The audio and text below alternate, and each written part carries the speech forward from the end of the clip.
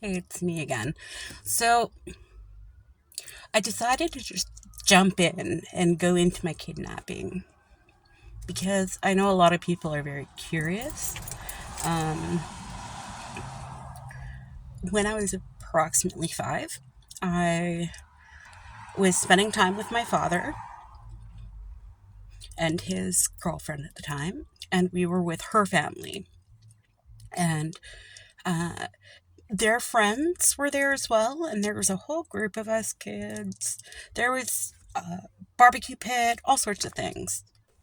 But during this, um, this man named Vincent, he managed to lure me away. Um, Now, parts of my kidnapping aren't all there. I remember bits and pieces. I've wanted to get the court transcripts just so I can maybe relive it. Not that I want to relive it, but so I feel like knowing would be better than not knowing the parts I don't remember. The parts I do remember were horrible enough. Um, anyway, he managed to lure me away by saying he was going to harm his young nieces, who were younger than me. And one really important thing about me as a child was I was hella naive. And I mean naive. And not only was I naive and gullible, I trusted adults for the most part. I was just into the stage of being wary of people. Um, and he lured me away. He offered to go play on the water because he knew I wanted to play. And as soon as he got me away, he told me I couldn't leave because um, if I left, he would go do this to his nieces. And I didn't know what do this meant, but I knew it wasn't good. I know he told me he had some form of weapon. I can't remember if it was a gun or a knife. It's been a while. It might have been both. I don't know. Um, could have been all talk. But he went on to this water floaty on the Coldwater River in one of the reserves. And I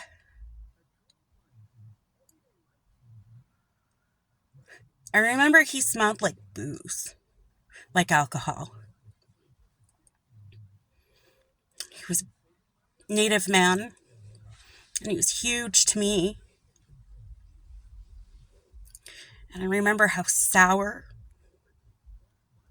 and harsh his breath was. I remember him whispering in my ears how if I made any noise, he was going to go back and kill my father and then go into my hometown and murder my family. Now, I have a very large family, large, and well known in this one area. At least back then, we were really well known. And I believed him. So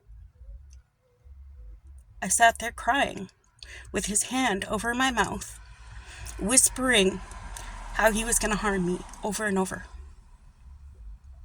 Down this river, completely away from anywhere. And I should add, I don't know how to swim at this point. And he just kept taking me further and further. Every wind and twist in that river, this was planned out. This was not a moment of insanity. He had things ready for this. And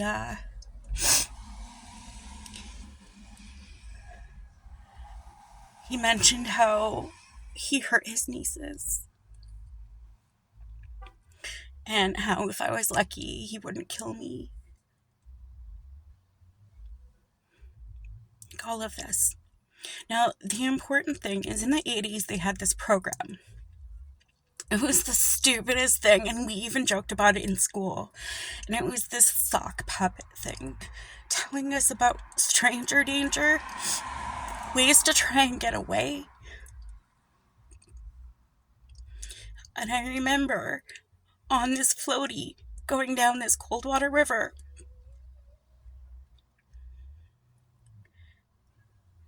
imagining everybody dying, or everybody finding me dead, or me missing.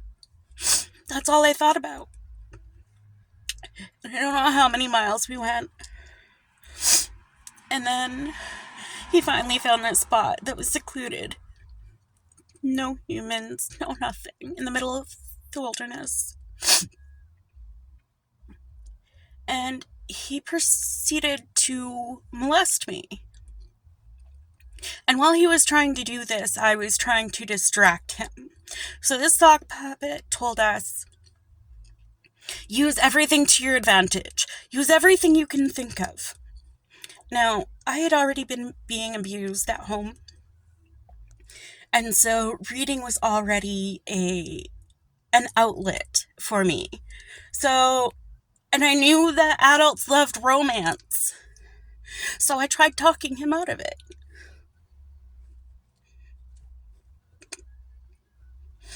I told him everything I could think of to make that man let me go. The entire time he was doing it, he's breathing on me. He's getting naked. He's telling me how he's going to kill my parents. And I finally convinced him that I had to go to the bathroom. I convinced him. I think I started yelling, I'm just going to piss on you. And he was so disgusted, he let me go. And he thought I went into the bushes. I was a very clever child. My mom taught me well. And her and my uncle used to take me out hiking and stuff, so I knew how to run. And I knew what direction we came from, so I just went running. Barefoot, 5 years old, running. Every second knowing that this person gonna hurt you, is gonna kill you, is gonna kill your family. 5. I was 5. And, I don't know how long it took. I don't know how long I was gone.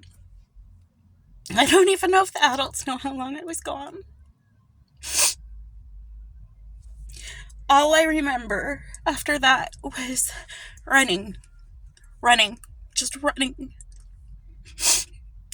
I remember it was a super hot day. It's a desert summer. And, running on these hot rocks, burning my feet. Stinging vagina from a man trying to harm me.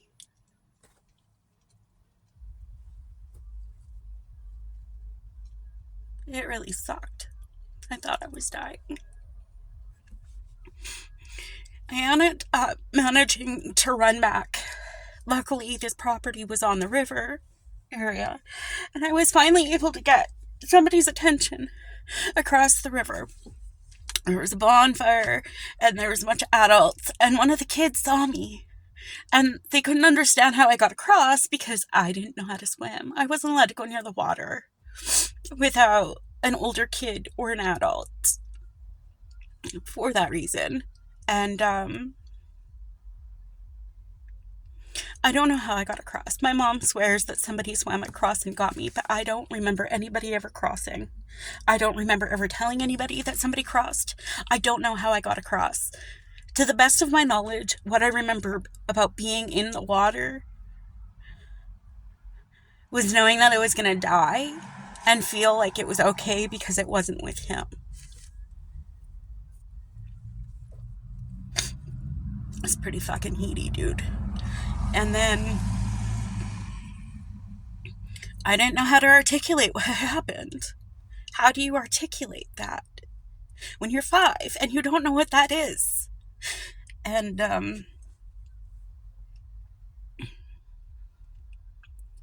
I finally found my stepmom. And I remember telling her, I think I made her leave everybody because I didn't trust anybody at all. And I remember her waking my dad up violently by yelling at him and shaking him and stuff. He was high and drunk and passed out. He didn't even know I was gone. He had no clue. That's how he woke up. His girlfriend shaking the fuck out of him, screaming to wake up that I had been hurt. Very few clear memories of everything that happened in there, but some parts are very, very clear. And I wasn't to be consoled. There was nothing that would console me. I was dirty.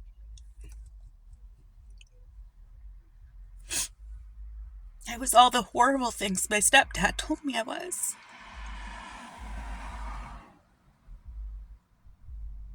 It really sucked. And I started screaming that I was dirty, and I demanded a bath. And I demanded a hot bath, and I just kept scrubbing. Anybody harmed this way knows. You know how you scrub it away. Try. But the thing is we don't have anything to scrub away. We did nothing wrong. Never. It does not matter what you do, what you say. If somebody is harming you, you get away. Go. You find a way.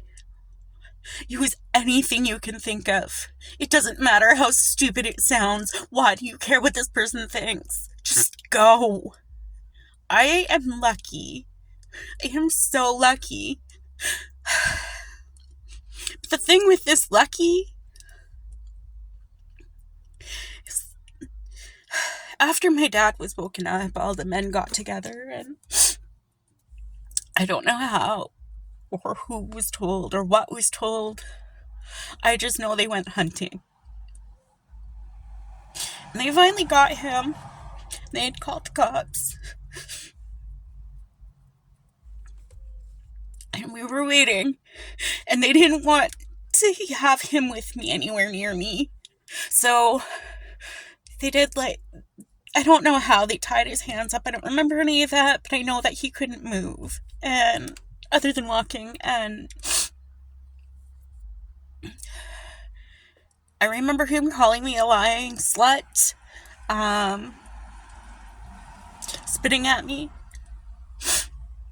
And then I was shushed away from the adults because they had no idea he was going to be in that one area at that time.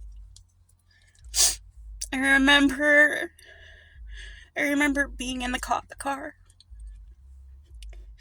And I didn't know, I don't remember talking. I know that I started thinking about everything, but what had just happened to me? I didn't want to think about it anymore. Why do I have to think about it? Can somebody please make this man go away? That's all I thought. And we get to the Kamloops Hospital, or the Merritt Hospital. I'm pretty sure it was the Kamloops Hospital.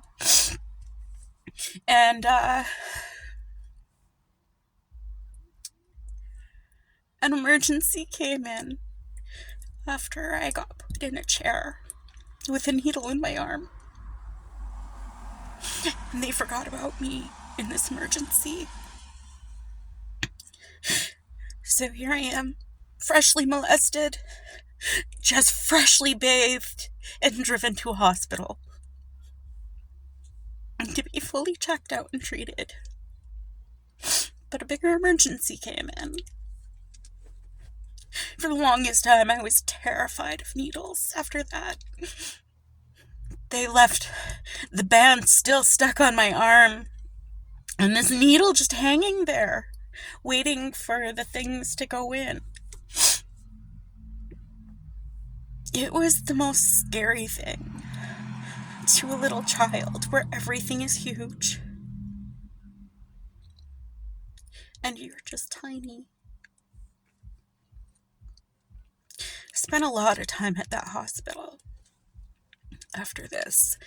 Um, Child psychologists, lawyers, cops, all sorts of people got involved. And I mean all sorts of people. And I had a court-appointed counselor, and she knew something was wrong besides this, and I just couldn't tell her. I could not tell her what my life was. I could not tell her anything beyond what this man had done to me. Because if I did, I would be facing punishment elsewhere. So I managed to hold my shit together for a 5-year-old. And this man fucked around the system. And it is such a broken system. This man intended to kill me. He stole parts of my innocence with no qualms about me. I was not a person. I was an object. I was already being treated as an object in my own home life. This just compounded that understanding that I was not worth anything. And so, off and on for a couple months, this man fucked with the court systems, going from Supreme Court back down to provincial court, back up to Supreme Court. And finally, the prosecution was able to shut him down in Supreme Court.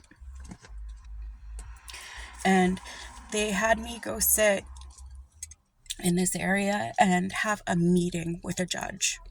And in this meeting with the judge, they wanted to make sure that I was emotionally capable of standing trial and testifying against this man. Because of my bath, there was no physical evidence they could collect for samples. I'm the reason, right? That's what I thought. It was my fault. So, sorry, this is a really tough subject. So, we went on. I was interviewed by this judge, and we were in this little old town hall that was being shut down as a court. And I wasn't scared of the judge. I wasn't scared of those people. My mom told me to always stand up for people, to always stick up for others. And I will always do that to my own detriment, as this story tells you. All it took was one threat to somebody besides me to get me involved and willing. Not willing, but you know what I mean. If I have to choose between me or somebody else, I will choose me to be hurt over anybody else every time. That is who I am. So, during this, him and his family, his sister specifically, he had admitted to molesting his nieces to me. And then I heard adults talking about it after.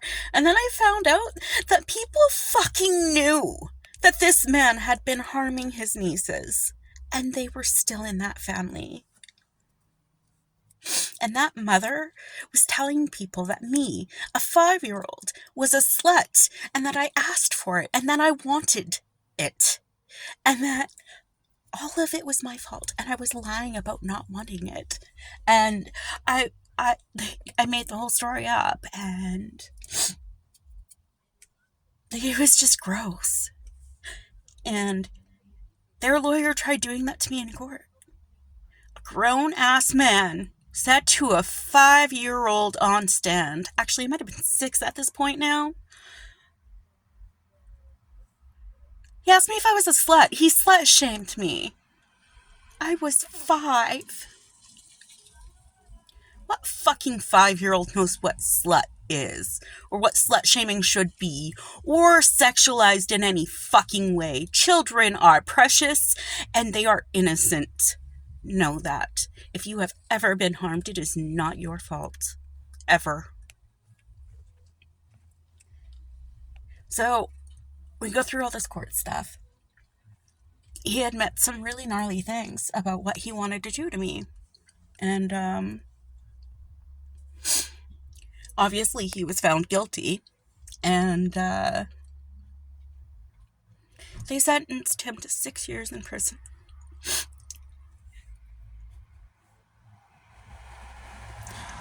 This man, who intended to kidnap and kill after molesting me, 6 years in jail. As a sentence, he did not do 6 years in jail. And during this, with his time served, that man saw 4 years in jail. 4 years in Supreme Court in Canada. 4 years. All because I had a bath. I had a bath. And while this man was in jail, he managed to call me.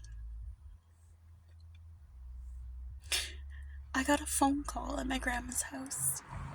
I got called to the phone. Somebody was on the phone for you. And it was him, telling me he was getting out and he was coming to kill me.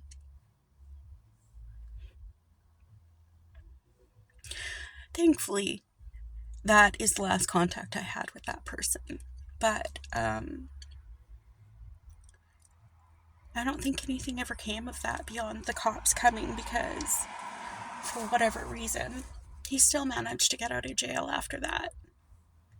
The only way he could have found our phone number is because of how many people knew our families. And this man willingly did that. Called a 6-year-old child. Actually, I might have been a little older at that point, to tell me that he was going to kill me and my family. So that's the story of my kidnapping, and this is the very condensed version. My point in sharing this story is that it's okay. I did not deserve anything that happened to me. And yeah, some of my memories in that are very disassociated. And if you have ever had a memory where you were watching yourself,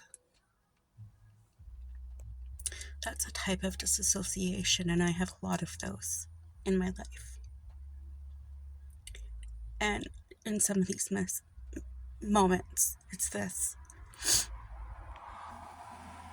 I believe that the things that I don't fully remember are because of how afraid I was. I was so terrified. But I knew if I didn't try, I was dead. I'm wearing red today. Today is May 5th. I am Indigenous. There is a disparity in women going missing, being harmed, and twin souls. Any crime upon any person. I don't care what race or ethnicity or any of the rest. It's wrong. Every person deserves to be seen. I'm wearing red today in the hopes that my ancestors that were harmed, maybe they can get some peace and come back and find me. I hope you learn how to be kind today. To yourself. I assume you know how to be kind to other people. Let's just try to be a little kind today. Thanks.